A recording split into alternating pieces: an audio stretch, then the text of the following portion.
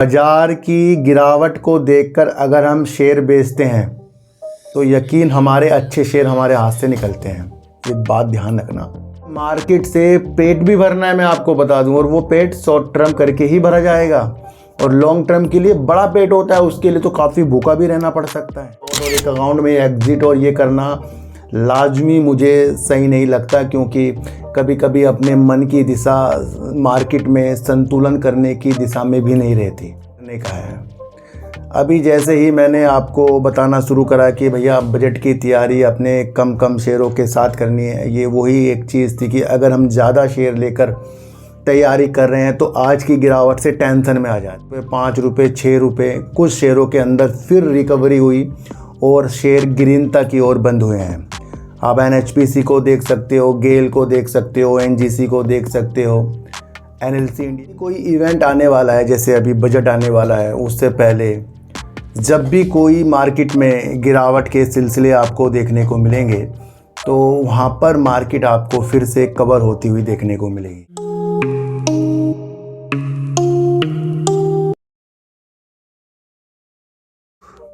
नमस्कार, मैं स्वागत करता हूं आपका अपने ही चैनल पर जिसका नाम है सार्थक बाजार से। आज बात करेंगे भेल की, बात करेंगे GTL इंफ्रा की और बात करेंगे सर ONGC के। इन सब की बात करने से पहले सबसे पहले मैं आपको एक चीज़ बता दूं, जैसे कभी कोई इवेंट आने वाला है, जैसे अभी बजट आने वाला है, उससे पहले जब भी कोई मार्केट में गिरावट के सिलसिले आपको देखने को मिलेंगे तो वहाँ पर मार्केट आपको फिर से कवर होती हुई देखने को मिलेगी। क्योंकि ये चीज़ें रणनीतियाँ मैंने आपको बीते 3 से 4 दिन से मैं आपको बता रहा हूँ कि अगर बजट से पहले गिरावट के सिलसिले होंगे तो वो अच्छे शेयरों में मौके की तलाश करके लाएंगे।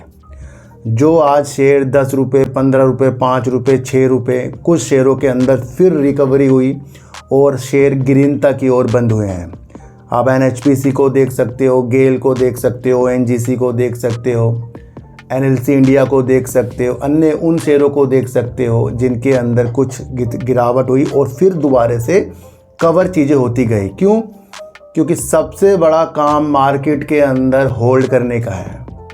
अभी जैसे ही मैंने आपको बताना शुरू करा कि भैया बजट की तैयारी अपने कम शेयरों के साथ करनी है, ये वही एक चीज़ थी कि अगर हम ज़्यादा शेयर लेकर तैयारी कर रहे हैं तो आज की गिरावट से टेंशन में आ जाते। और अगर हमने तैयारी 50 शेयर 100 शेयर 200 शेयर से की है डेली वाली, तो क्या लाजमी इस गिरावट से आपको टेंशन हो रही होगी? मैंने आपको हर बार कहा है कि भैया गिरावट में हमारे हाथों से शेयर निकलेंगे। होल्ड करना सबसे एक महत्वपूर्ण काम है जो हर एक के बस के बात नहीं है। और मेरा मानना है कि एक अकाउंट में ही होल्ड और एक अकाउंट में ही शॉर्ट और एक अकाउंट में एग्जिट और ये करना लाजमी मुझे सही नहीं लगता, क्योंकि कभी कभी अपने मन की दिशा मार्केट में संतुलन करने की दिशा में भी नहीं रहती।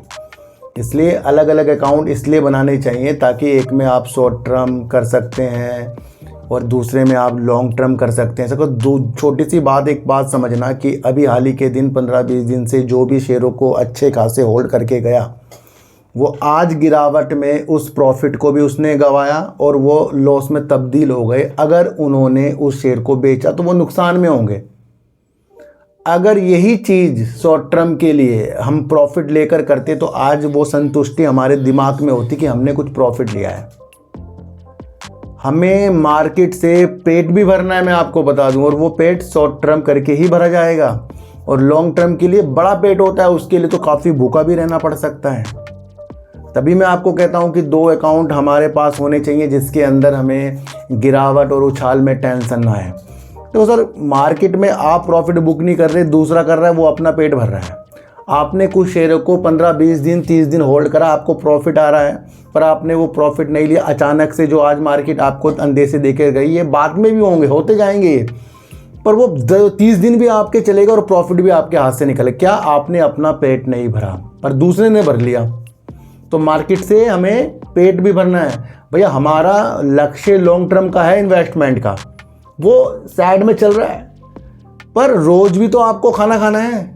रोज भी तो आपको पैसा चाहिए, रोज के लिए भी आपको आने जाने का खर्चा चाहिए। वो खर्चा अगर आप अपने प्रॉफिट से निकालें तो कितना बेस्ट होगा।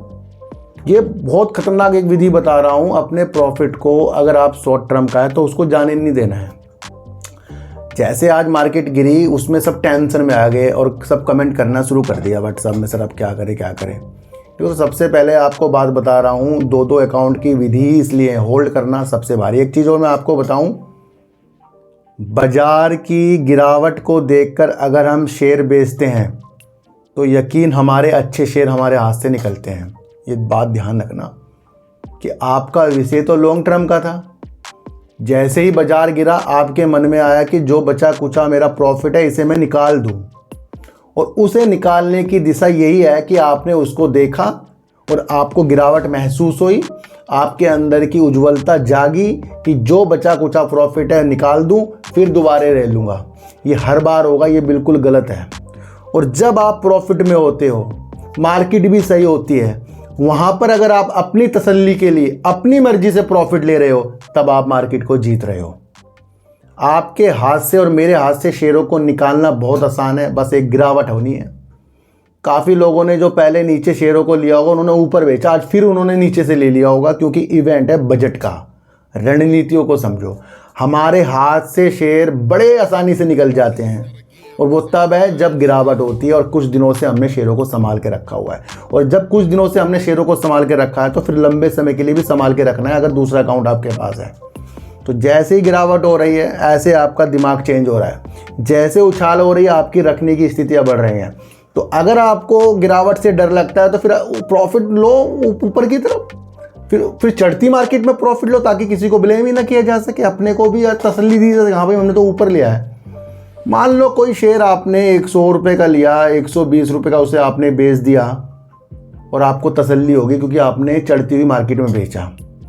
पर वही शेयर 120 से अगर आपने नहीं बेचा, कवर होके 110 रुपये आ गया, फिर आपने बेचा, तो आपने 10 रुपये भी खो दिए। और क्या करा, डर के मारे बेचा। फिर कुछ दिनों बाद वो फिर 130 पहुंच जाएगा। तो यहाँ पर प्रॉफिट और होल्ड करने के मकसद को चेंज कर दो। बाजार में शेयर तो वही हैं जो अच्छे खासे आपको देखने को मिल रहे हैं। हमारे देश के प्रधानमंत्री भारत और रूस का शिखर सम्मेलन जो हो रहा है उसके लिए 2 दिवसीय की यात्रा पर है रूस की, और वहां से एक न्यूज़ निकल कर आ रही है कि भारत और रूस ने 6 और नए परमाणु संयंत्र बनाने के लिए चर्चा शुरू कर दी है। यानी कि परमाणु ऊर्जा संयंत्र बनाने के लिए रूस और भारत आपस में चर्चा कर रहा है। और इस कार्य को पूरा कौन करेगा? इस कार्य को पूरा पावर मैक और भेल करेगा, क्योंकि भेल इस तरीके के परमाणु ऊर्जा के लिए भी वर्क करता है, और पावर मैक जो है वो भी परमाणु ऊर्जा के लिए संयंत्र बनाने के लिए वर्क करती है। तो पावर मैक का शेयर इस टाइम करीब 5241 रुपये करीब का है। ऐसे ऐसे शेयर होते हैं, कभी कभी आगे जाकर वो पता लग जाते हैं। और भेल का शेयर 328 रुपये में देखने को आपको मिल रहा है। भेल ज़्यादा इंपॉर्टेंट इसलिए भी है क्योंकि ये थर्मल पावर की विशेषताओं के लिए भी वर्क करता है। तो आगे जितने भी थर्मल पावर या गैसीकरण के लिए चीज़ें होंगी या अलग अलग रणनीतियाँ आपको इस तरीके से परमाणु ऊर्जा में देखने को मिल रही है, तो वहाँ पर भेल एक अच्छा खासा खिलाड़ी है। दूसरा आपको समझना है कि जब इस तरीके से 6 और अन्य परमाणु ऊर्जा के संयंत्र बनाए जाएंगे तो इन 2 कंपनियों के पास स्थित तौर पर ये उसको निर्मित करेंगे। तो अभी ये चर्चा चल रही है, पर चर्चा से ये पता लग गया है कि इन दोनों के पास ये चीज़ें हो सकती हैं, क्योंकि देश के प्रधानमंत्री जी हमारे अभी यात्रा पे हैं वहाँ की। तो ये क्या है, ये भी एक पॉजिटिव संकेत होता जा रहा है। तो सर एक चीज़ मैं आपको बताऊं, ONGC पे मेरा फोकस जब ये शेयर कितने नीचे था तब से रहा है, और क्यों रहा है वो सारा आपको मैंने हर एक तथ्य बताए, चाहे वो प्राकृतिक गैस के लिए हो, चाहे अपने को नवकरणीय ऊर्जा की स्थितियों में अच्छा करने के लिए हो, चाहे वो अन्य तरीके से LNG के क्षेत्र पर वर्क करने के लिए हो। अधिकतर आपको देखने को मिलेगा कि हर एक बड़ी कंपनी जो है, जो पहले अलग तरीके से वर्क करती थी, अब वो नवकरणीय ऊर्जा की तरफ बढ़ती जा रही है। मेन मकसद ये है कि जो कंपनी पहले पेट्रोल या डीजल या अन्य ऐसी चीज़ों में जो पर्यावरण के लिए दूषित ईंधन होते हैं उसमें वर्क करती थी, पर उससे छुटकारा पाने के लिए जब देश प्राकृतिक गैस हो गया, नवकरणीय ऊर्जा हो गया, उसकी तरफ बढ़ना चाह रही है, तो जो बड़ी देश की दिग्गज कंपनी है तो वो कैसे पीछे रह जाएगी। मान लो आज एक कंपनी का जो अलग ईंधन होते हैं उसमें बहुत बड़ा नाम है और आगे जाकर हमें देखने को ये मिलेगा कि नवकरणीय ऊर्जा पर ज़्यादा वर्क होने वाला है।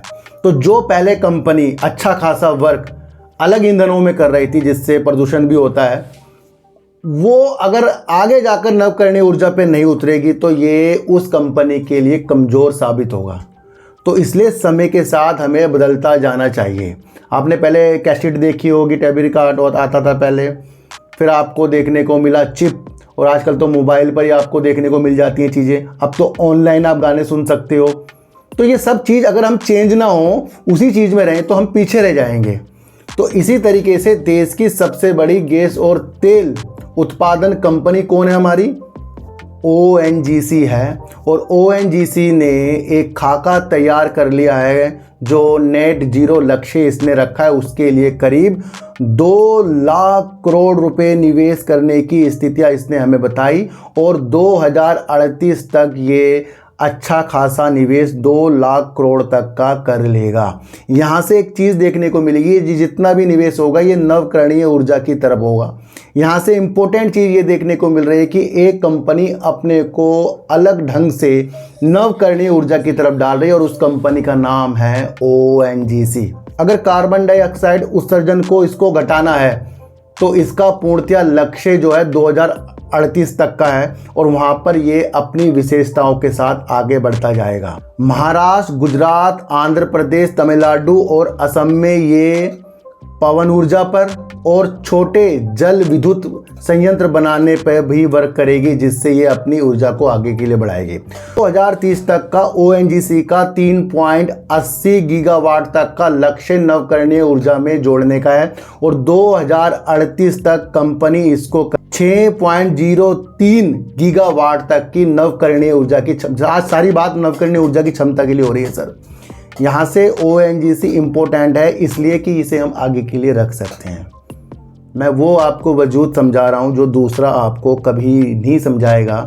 और अच्छा खासी जो कंपनी 2 लाख करोड़ तक का निवेश कर रही है, ये एक छोटा निवेश भी नहीं होता, और नवकरणीय ऊर्जा के लिए कर रही है। और पवन, सौर, बैटरी की प्रणालियाँ और आपका पंप स्टोरेज, इन चीज़ों के साथ ये कंपनी आगे की दृष्टि देख रही है, और कहीं ना कहीं ये हाइड्रोजन की इकाई जोड़ने के लिए भी वर्क कर रही है। तो ONGC की उज्ज्वलता में देखने को अच्छी खासी मिल रही है। वित्त वर्ष 2030 तक कंपनी करीब 97,000 करोड़ तक का निवेश करेगी, और 2030 से 2035 तक करीब कंपनी 65,000 करोड़ तक का निवेश करेगी, और 2035 से 2038 तक कंपनी करीब 38,000 करोड़ रुपए तक का निवेश करेगी, जो कुल मिलाकर 2 लाख करोड़ रुपए तक का निवेश होता है, और पूर्णतया नवकरणीय ऊर्जा की तरफ महत्वपूर्ण है। देखो सर, इस कंपनी को अगर आगे अपने कदमों को उज्ज्वलता की ओर रखना है तो नवकरणीय ऊर्जा की तरफ बढ़ना पड़ेगा, और इस तरीके की एक पहली कंपनी बन गई है जो इसने अपने लक्ष्यों के तहत हमें ये चीज़ें बनाई है। इसी की करीब 7 गीगावाट की ONGC की सोलर और पवन में परियोजना लगी। दूसरा 25 कंप्रेस बायोगैस का संयंत्र ये लगाएगी। फिर आपको देखने को ये मिलेगा 3 गीगावाट की क्षमता पंप स्टोरेज से भी हासिल करेगी। फिर आपको देखने को मिलेगा 360 किलो टन क्षमता हाइड्रोजन इकाई में भी ये स्थापित करेगी। देखो सर, मैं आपको एक चीज़ बता दूं कि इस लक्ष्य के लिए 2 कंपनी के और नाम आ रहे हैं, और अगर उन कंपनी के आप नाम समझो तो वो हैं IOC और गेल। 2.43 करोड़ टन कार्बन डाइऑक्साइड उत्सर्जन घटाने के लिए इसके साझेदार जो हैं IOC और गेल, उन पर निर्भर करेगा जब जाकर इसका वर्क पूरा होगा 2.43 करोड़ टन कार्बन डाइऑक्साइड उत्सर्जन को घटाने में। तो यहाँ से गेल और IOC भी इसके साझेदारों में शामिल है। बहुत इम्पोर्टेंट न्यूज़ है ये कि 2 लाख करोड़ रुपए कंपनी का एक खाका तैयार हुआ, और उसने नेट जीरो का लक्ष्य हमारे सामने रखा, और उसके तहत उसने वो सारी प्रणाली हमें बता दी, चाहे सोलर में, पवन में, हाइड्रोजन में, या आपका बैटरी स्टोरेज में, बायोगैस में, हाइड्रोजन में, तो कई ऐसी चीज़ें हमें कंपनी बताकर चल रही शुरुआती तौर में। तो यहाँ से हमें अलग तरीके की दृष्टि ONGC की तरफ होल्ड वाली देखने को सर मिल रही है। तो सर सिंपल शब्दों में एक चीज़ समझो कि अगर हमने अभी के हिसाब से अपने को अपग्रेड नहीं किया तो हम आगे नहीं बढ़ पाएंगे। आजकल जितनी भी चीज़ें हम शेयर मार्केट में देख रहे हैं वो लाजमी इस तरीके की हैं कि वहाँ पर शेयर प्राइस के अंदर हम घूम रहे हैं और रोज़ के रोज़ जिस तरीके से हम सोचते हैं कि हम करोड़पति बन जाएं, ये हो जाए वो हो जाए, वो हमारी एक गलतफहमी साबित होगी। कल अगर आप मेरे दूसरे चैनल पर विजय केडिया साहब जिन्होंने एक इंटरव्यू दिया CNBC 18 को, और उन्होंने कहा है कि बाज़ार के अंदर अफरा तफरी भगदड़ जैसा माहौल है और इसका अंत जो है ख़राब होगा, ये कल मैंने आपको कल ही रात को बता दिया था। कुछ खासकर इन चीज़ों को भी आपको समझना है कि जो इन्वेस्टमेंट के सरताज हैं, बादशाह हैं विजय केडिया साहब, वो ये भी कह रहे हैं कि अगर उनके पास कोई नया पैसा इन्वेस्टमेंट करने का होता तो वो अभी नहीं करते, क्योंकि उन्होंने देखा कि एक एक महीने में 2-2 गुना शेयर प्राइस शेयरों की हो चुकी है कई शेयरों में। और जो भगदड़ का माहौल है ये एक इन्वेस्टमेंट करने की स्थितियाँ नहीं है, तो सिर्फ भगदड़ एक भेड़ चाल है। दूसरा उन्होंने कल ये भी कहा था हमें, जो मैं आपको थोड़ा सा समझा रहा हूँ, कि उत्साह का माहौल नहीं है। उत्साह का माहौल तब होता है जब हम बारीकियों से कंपनी की एनालाइज करें, कंपनी के बारे में जानें, कंपनी के काम के बारे में जानें और अपनी स्थितियां होल्ड करने की देखें। वो एक माहौल देखने को नहीं मिल रहा है। क्या है? भगदड़। और भगदड़ में भैया इसी तरह गिरावट हो सकती है, इसी तरह उछाल हो सकते हैं। उन्होंने कहा है कि भैया इसका अंत जो है बेकार ही होगा। तो ये तो नहीं कि भैया आज कल में बेकार हो जाएगा। आज की जो ज़्यादा शेयर आपको देखने को मिले, ये कुछ शेयर गिरे ही नहीं है या तो फिर कवर हुए हैं कुछ शेयर। ये चीज़ें गिरावट के बाद में भी हो सकती है, क्योंकि जब वो कह रहे कि अभी वो निवेश के स्थितियों में नहीं है। तो यहाँ हमें थोड़ा सा संभल कर चलना है और एकदम से ज़्यादा शेयरों को बिल्कुल भी नहीं लेना है, क्योंकि स्थितियाँ जब मार्केट में गिरावट की होती हैं तो अच्छे शेयर को भी नीचे ले आती है। भैया NHPC का शेयर नीचे आया, गेल का आया, HFCL का आया, मदरसन सूमी का आया, एक्साइड बैटरी का आया, इसमें अच्छे शेयर नीचे आ गए। तो यहाँ क्या था? यहाँ एक मौका था, और जो मौके को बुनाएगा वो आगे की तैयारी अच्छी तरीके से करेगा। तो इवेंट को समझो, बजट है, उससे पहले 1-2 गिरावट इस तरीके की जो होती हैं वो फिर रिकवर कर देती है, क्योंकि सबको पता है कि यहाँ बजट आने वाला है ना। तो वो चीज़ों आपको समझो, और फिर भी मार्केट में संभल कर आपको वर्क करना है और बजट के बाद अपनी स्थितियों को थोड़ा सा लंबे समय के लिए बनाना है और अपने को ज़्यादा से ज़्यादा आपको बचाकर चलना है। तो विजय केडिया साहब बताकर चल रहे हैं, उनकी बातों को समझना है, बाज़ार के माहौल को समझना है और किसी की भी बातों में आपको आना नहीं है, ना टारगेट में आपको उलझना है। ONGC ने जो बताया उस चीज़ को आपको समझना है। अब बात करेंगे सर GTL इंफ्रा की। देखो सर, GTL इंफ्रा में मैं आपको क्या बता सकता हूँ। व्हाट्सएप हो, फेसबुक हो, राम हो या आपका यूट्यूब हो, सब पर मुझे जो देखने को मिल रहा है कि सर GTL इंफ्रा के मेरे पास 10,000 शेयर हैं, मेरे पास 5,000 शेयर हैं, मेरे पास 1,000 है, मेरे GTL इंफ्रा के शेयर बिक नहीं रहे हैं, मैं 2 दिन से कोशिश कर रहा हूँ। हम बेचने में और बताने में तो सही हैं, पर समझने में लगता है हम कच्चे हैं। मैं आपको कह रहा हूं कि हमें पेनी स्टॉक से दूर रहना है, और अगर आपका मन करता है इन्वेस्टमेंट करने का तो इतना पैसा लगाना है जो डूब जाए, खतरा ना हो, जो बर्बाद हो जाए, टेंशन ना हो, जो शेयर प्राइस ऊपर जाए नीचे जाए आपको टेंशन ना हो, वो पैसा लगता है। ये छोटे छोटे शेयर आपको गुमराह कर देंगे। अपर सर्किट जब लग रहा था तभी मैं आपके लिए वीडियो बना रहा था भैया, उससे पहले तो नहीं बनाई। जब अपर सर्किट लग रहा था तब संभालने के लिए ही हमें उतरना पड़ता है, क्योंकि अपर सर्किट में कुछ लोगों को गुमराह कर देते हैं कि भैया अब ये चीज़ें हो जाएंगी, अब ये चीज़ें पेनी स्टॉक में होंगी, या अब ये चीज़ें अडानी ग्रुप या टाटा ग्रुप या बड़े बड़े चीज़ों की तरफ होंगी जो अच्छा हमें करके जाएंगी। किसी का शेयर नहीं बिक रहा है तो भाई लोअर सर्किट में शेयर तो नहीं बिकेगा जब कोई खरीदने वाला ही नहीं है। तो उन स्थितियों को भी आपको समझना है। हमारी एनालाइज कहती है हमें जल्दी से जल्दी छोटे छोटे स्टॉक होते हैं, पेनी स्टॉक होते हैं जो हमें बर्बाद कर सकते हैं, उनसे दूर रहना है। पहला सबक तो आपको ये सीखना है। जीटीएल इंफ्रा लगाए लोअर सर्किट चाहे लगाए अपर सर्किट, उतना चीज़ों से दिल लगाइए जितना आप झेल सकते हो। बल्कि अच्छे शेयरों में अगर आप दिमाग लगाएंगे वहाँ पर एवरेज भी कर सकते हैं, क्योंकि आपको पता है कि आज अगर आपने कोई बड़ा शेयर ले लिया तो उसमें आप एवरेज कर सकते हो, क्योंकि उसका फ्यूचर ब्राइट है। पर जीटीएल इंफ्रा का फ्यूचर अगर हम देखें तो वो तो तब होगा जब वो बैलेंस शीट को अपनी ब्राइट करेगा ना। तो ये सारी चीज़ें तो मैं आपको बताकर चला हूँ। अब मैं आपको इसमें से स्पेशल क्या बताऊँ कि आपको कहाँ, देखो सर एक चीज़ और बताऊँ, मैं क्यों बताऊँ आपको कि आपको खरीदना है, आपको बेचना है। मैं तो काम समझाया, मैंने आपको जेपी एसोसिएट में समझाया है, मैं आपको यस बैंक में समझा रहा हूँ, मैं आपको जीटीएल इंफ्रा में समझा रहा हूँ, ओएनजीसी समझा रहा हूँ, मदरसन, सब में तो समझा ही रहा हूँ। पर ये तो नहीं कह रहा हूँ कि आपको खरीदना है जी, मेरे से पूछ के आपको खरीदना है। माहौल जो बता रहा था मार्केट के वो भी मैं आपको बताते चल रहा हूँ, हर एक चीज़ तो मैं आपको बता रहा हूँ। तो जीटीएल इंफ्रा में इससे ज़्यादा कुछ नहीं हो सकता। अगर आप अपने को टेंशन देना चाहते हैं तो पेनी स्टॉक में पड़े रहें, और अगर आप अपने को टेंशन मुक्त करना चाहते हैं तो मौका देखकर अच्छी चीज़ों के साथ आगे बढ़िए। क्योंकि जब कुछ लोग कुछ बेकार चीज़ों के साथ घुस जाते हैं तो उनकी पहचान ख़त्म हो जाती है, क्योंकि जो बेकार चीज़ होती है उसकी पहचान ही पहले बेकार है, और हम घुसेंगे तो हमारी क्या होगी, पहचान बेकार हो जाएगी। तो उन स्थितियों को भी आपको समझना है, जीटीएल इंफ्रा से थोड़ा सा आपको सबक लेना है और आगे की दृष्टि देखो सर, हमें सुधरना है और सुधर के हम आगे बढ़ सकते हैं।